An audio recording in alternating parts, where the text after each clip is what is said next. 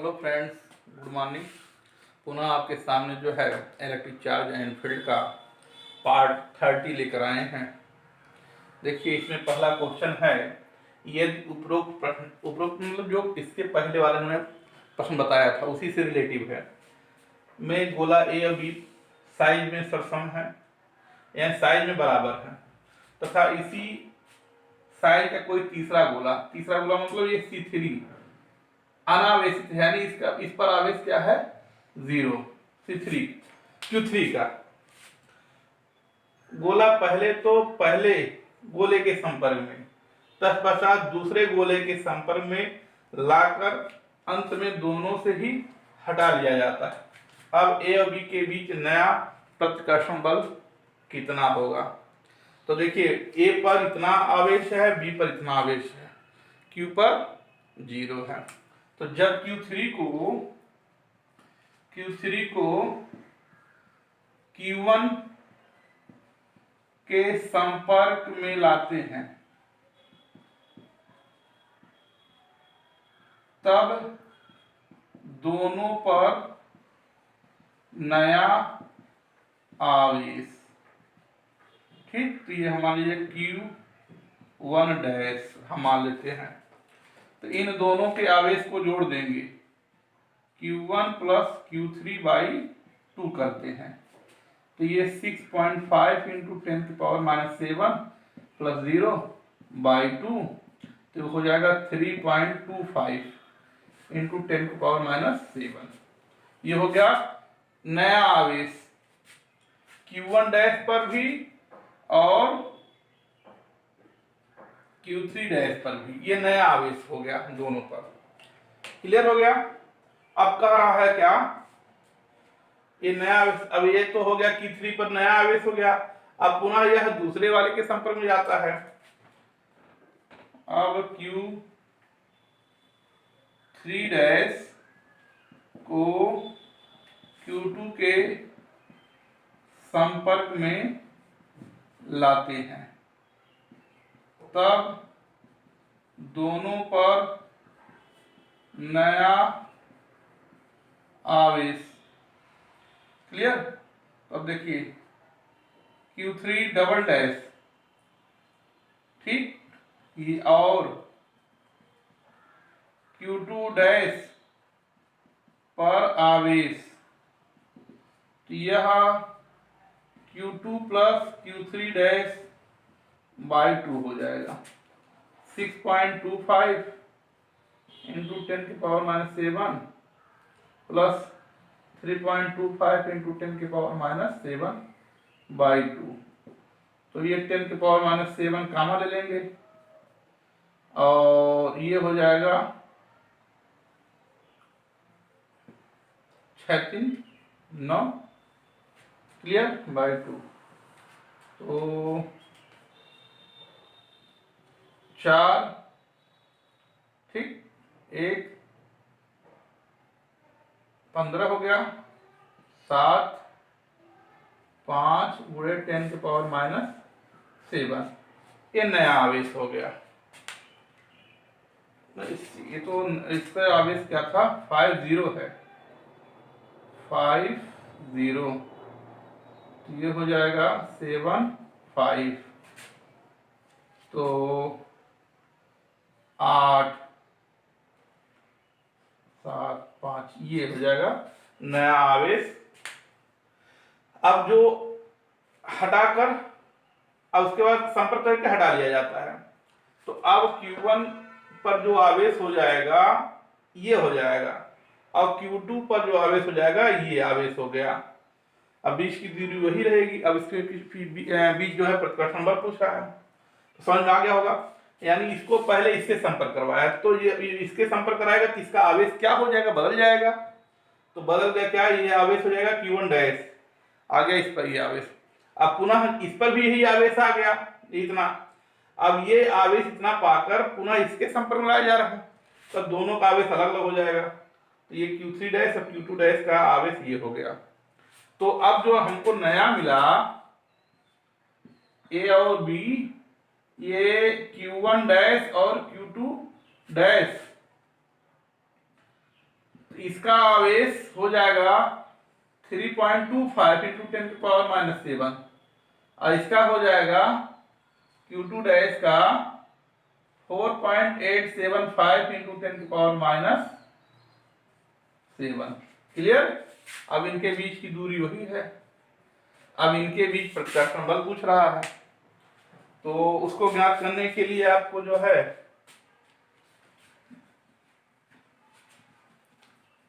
अब देखिए ये खत्म हो गया। अब आपका फिगर ये बन गया, ये आवेश हो गया। क्लियर।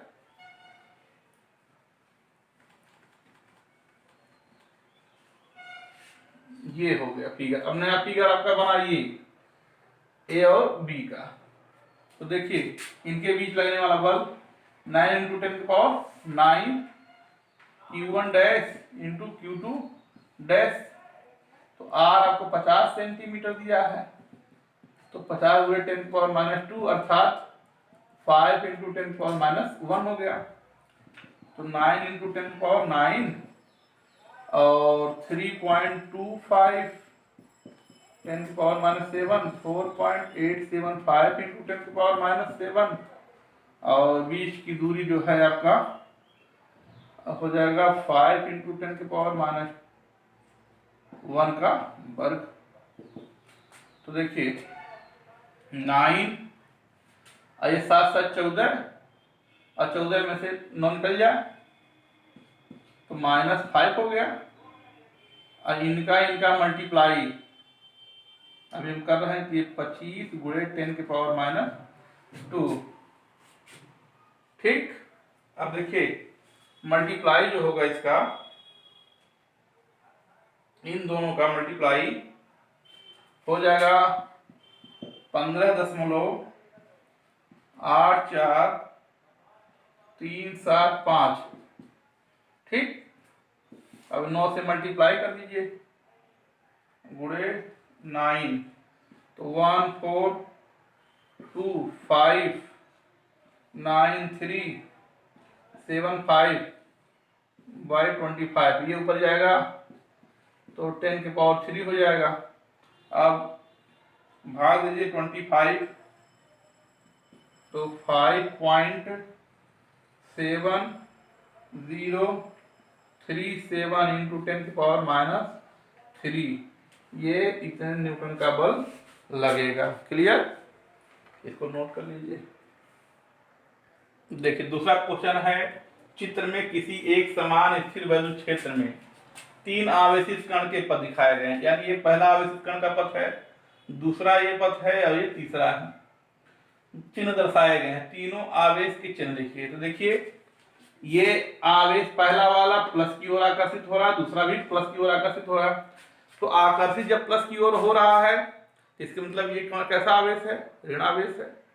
और ये किधर आकर्षित हो रहा है तीसरा वाला, ऋण की ओर। ये क्या हो गया, धन वाला ही तो ऋण की ओर आकर्षित होगा। इसका मतलब ये धनावेशित कण है, ये दोनों ऋणावेशित के। क्लियर हो गया। तो यानी पहला और दूसरा ये ऋणावेशित कण है और तीसरा क्या है, धनावेशित कण है। क्लियर हो गया। आप लोग सही से लिख लीजिएगा, हम ऐसे समझा रहे हैं आपको, नहीं तो कहिएगा सर क्या लिखे हैं। क्लियर हो गया। अब देखिए कह रहा है इनमें से किस कण का आवेश द्रव्यमान बोलते हैं E/m अधिकतम होगा। इसको समझिए, ये विस्थापन हो रहा है, विस्थापित हो रहा है। तो देखिए ये पहले विस्थापित, सबसे पहले ही विस्थापित हो रहा है। ये जैसे ये यहां गया तैसे ये मुड़ना शुरू हो गया और ये यहां तक गया, सीधा यहां लाइन है, ये सीधा यहां तक लाइन है, इसके बाद तभी विस्थापित हो रहा है। तो यानी पहले विस्थापित कौन हो रहा है, ये। तो विस्थापन यानी y इसका अधिक है। तो एक फार्मूला भी जान लीजिए, y बराबर होता है, आपने पढ़ा इस प्रकार से पढ़ा, s बराबर ut प्लस हाफ at², ये फार्मूला पढ़े थे। तो यहाँ पर प्रारंभिक वेग 0 है, तो यहाँ पर वेग है, ये डायरेक्शन जो होगा आपका एक्स अक्ष और वाई अक्ष में होगा तो हाइट देखी जाती है, या विस्थापन आप वाई मान लेंगे, विस्थापन हो रहा है तो वाई पक्ष के वाई अक्ष में हो रहा है तो विस्थापन मानेंगे। और ये प्रारंभिक वेग शून्य होता है तो हाफ यहाँ पर ए टी स्क्वायर, ये फार्मूला यूज होगा इसमें, वाई विस्थापन है। देखिए ए बराबर आप पढ़े हैं एफ पान एम होता है, ठीक, तो इस फार्मूले में हो गया एफ पान एम टी स्क्वायर। अब एफ बराबर आपने पढ़ा है ई बराबर एफ पान क्यू, ये होता है फार्मूला। तो यहाँ पर इलेक्ट्रॉन, ये इलेक्ट्रॉन है प्रोटॉन है, इस प्रकार से है, तो यहाँ पर आवेश मानेंगे ई, तो एफ बराबर ई फार्मूला एक हो गया। तो यहाँ एफ की जगह पर रखेंगे half E upon M T square, इसका मतलब हो गया E upon M E T square, Y proportional E upon M. तो जिसका विस्थापन अधिक होगा, जिसका विस्थापन अधिक होगा उसका ई अपान एम यानी आवेश और द्रव्यमान का अनुपात भी क्या होगा, अधिक होगा। तो विस्थापन किसका अधिक है, तीसरे कण का, ठीक। तो आप बताइएगा तीसरे कण का विस्थापन अधिक है, अतः उसका ई अपान एम अधिक होगा। क्लियर, समझ में आया ना, ठीक, इसको नोट कर लीजिए। देखिए तीसरा क्वेश्चन करा, जान द्वारा सुनिश्चित कीजिए कि K E square upon capital G M E M P विमाहीन है। भौतिक नियतांकों की सारणी देखकर इस अनुपात का मान ज्ञात कीजिए। यह अनुपात क्या बताता है, इसमें 3 क्वेश्चन है, सिद्ध करना है कि इतना विमाहीन है। तो देखिए यहाँ पर मास ऑफ इलेक्ट्रॉन है, मास ऑफ प्रोटॉन है। तो पहले तो आप इलेक्ट्रॉन और प्रोटॉन, ठीक, ये 2 चीज, इनके बीच लगने वाला वैद्युत बल ज्ञात करेंगे। क्या ज्ञात करेंगे, वैद्युत बल। तो ये इलेक्ट्रिक फोर्स ये होता है 9 × 10⁹। क्लियर, या आप सीधे पहले को सिद्ध कर देते हैं।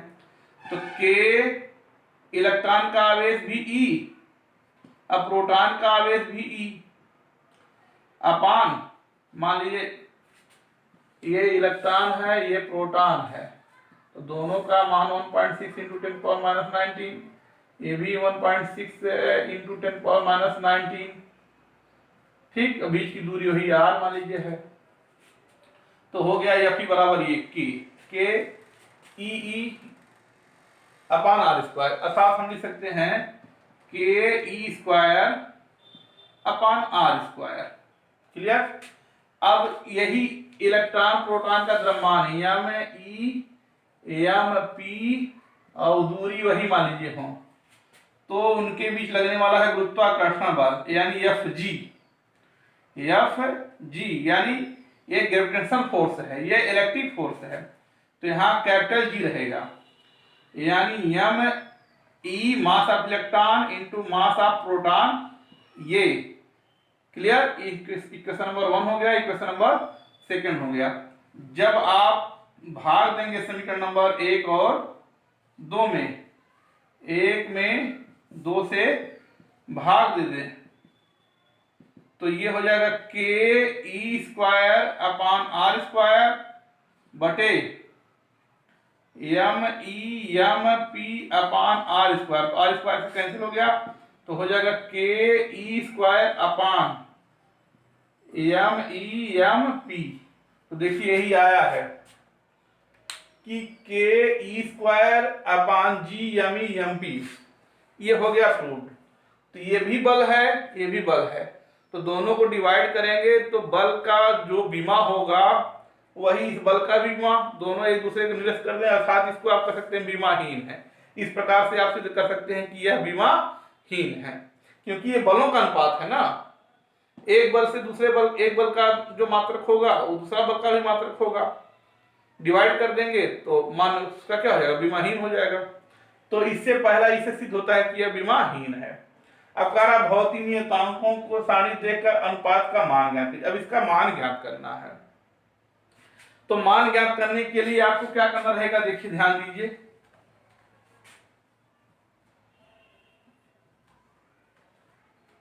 ये F E upon F G ये फार्मूला है। तो ये के का मान आप जानते हैं 9 इंटू 10 पावर 9, और इलेक्ट्रॉन का आवेश 1.6 इंटू 10 पावर माइनस 19। क्लियर। और कैपिटल जी ये आपका सार्वत्रिक गुरुत्वाकर्षण नियतांक है 6.67 इंटू 10 के पावर माइनस 11। इलेक्ट्रॉन का द्रव्यमान आप पढ़े हैं 9.1 इंटू 10 पावर माइनस 31। प्रोटॉन का क्या होता है 1.67 इंटू 10 के पावर माइनस 27। क्लियर।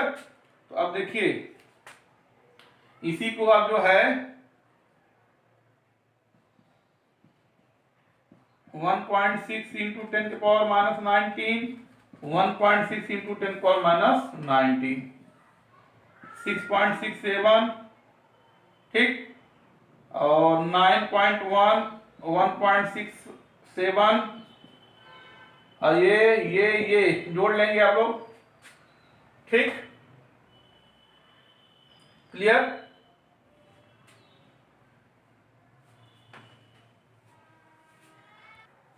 अब देखिए ये है, अब इसको जोड़ लीजिए। तो 7 1 8 8 1 9 2 3 5 5 1 6, यानी 10 की पावर इतना हो गया, ठीक। अब इसको आप लोग सॉल्व करिएगा। 19 19 दुनिया 38, ठीक, या हो गया 29 हो जाएगा। इसको हटा दीजिए आप सीधे, इतना 1.6 इंटू 1.6 इंटू 10 पावर माइनस 29, ठीक। अब इसको सॉल्व करना आपका काम है। अब इसको सॉल्व करें, गुणा गुणा करके आप पढ़िए 2.3 इंटू 10 पावर माइनस 32, यही लगभग आएगा। इसको आप लोग नोट कर लीजिए। तो इसका क्या मतलब है, इस अनुपात का क्या बताता है, यानी F E upon F G, अर्थात एफ ई 2.3 इंटू 10 के पावर माइनस 32 एफ जी, यानी गुरुत्वाकर्षण बल का इतना गुना होता है एफ ई, यानी आप कह सकते हैं वैद्युत बल जो है अधिक प्रबलशील होता है, अधिक प्रभावशाली होता है गुरुत्वाकर्षण बल की अपेक्षा से। तो इस प्रकार से ये सॉल्व होता है, ठीक। इसको नोट कर लीजिए आप लोग। ये आपका 39 आएगा, इसको आप लोग 39, इसको नोट कर लीजिए आप लोग, ठीक, नोट कर लीजिए।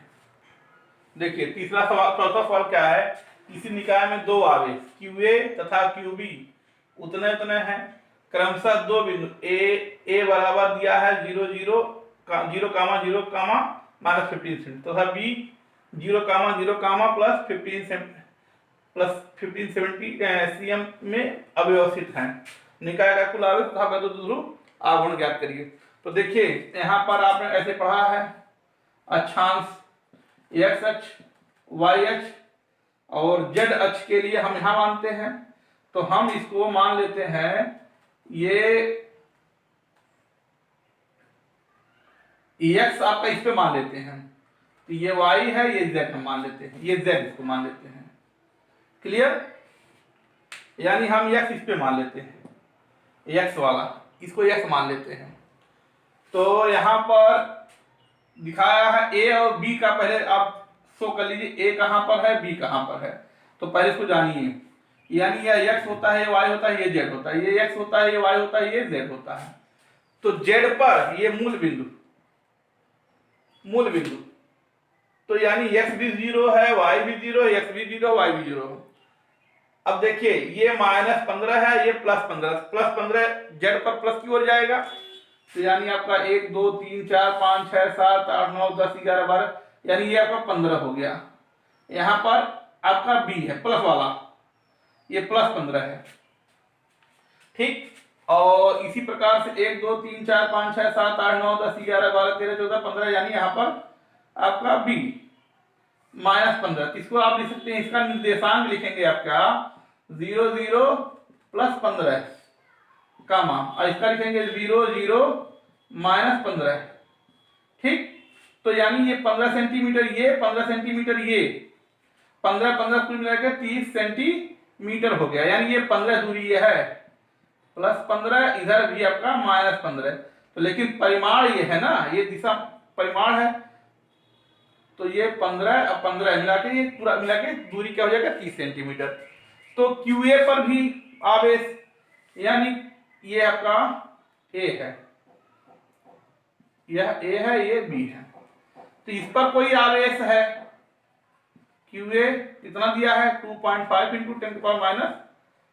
10⁻⁷, और B का QB ये इतना दिया है, -2.5 × 10⁻⁷। तो इसमें 2 क्वेश्चन पूछा है, निकाय का कुल आवेश। तो निकाय का कुल आवेश Q बराबर होता है QA + QB। तो भैया ये आपका 2.5 × 10⁻⁷, ये प्लस में है और उतना माइनस में है, तो कुल आवेश क्या हो जाएगा, 0 हो जाएगा। ये पहला हो गया। दूसरा का वैद्युत ध्रुव आघूर्ण, वैद्युत ध्रुव आघूर्ण यानी P, तो P बराबर होता है Q × 2L।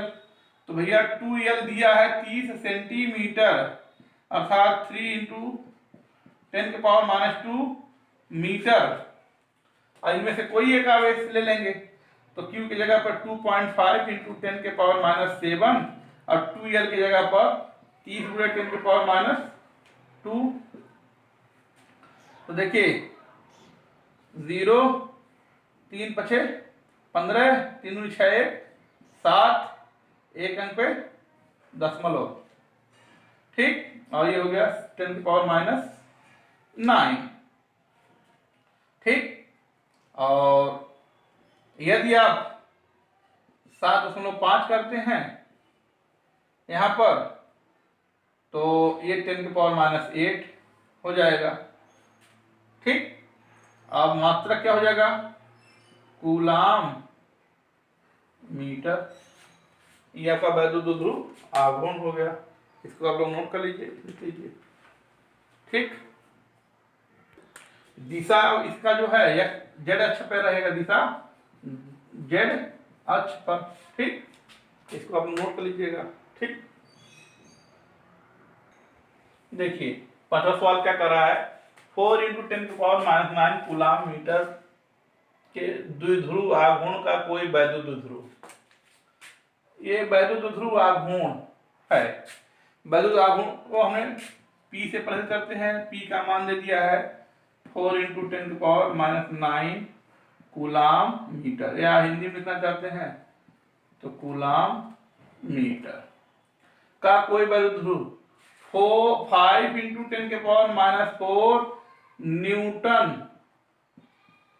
प्रति कूलाम के परिमाण के किसी एक समान वैद्युत क्षेत्र को यानी E से क्षेत्र की दिशा से थीटा 30 अंश, तो ये 30 अंश द्विध्रुव पर कार्यरत बल आघूर्ण ज्ञात कर रहे हो। बल आघूर्ण मतलब टाउ ज्ञात करना है। तो टाउ बराबर होता है PE sin θ। तो P का मान हो गया इतना, E का मान हो गया sin 30 एंगल। ठीक, 4 × 10⁻⁹, 5 × 10⁻⁴ sin 30 अंश का मान 1/2, ये कट जाएगा। 5 दूनी 10, और ये 9 4 13, या आप लिख सकते हैं 10⁻12 लिख सकते हैं इसको। इतना बल आघूर्ण, तो बल आघूर्ण क्या है, टाउ बराबर होता है F × R, तो ये न्यूटन मीटर।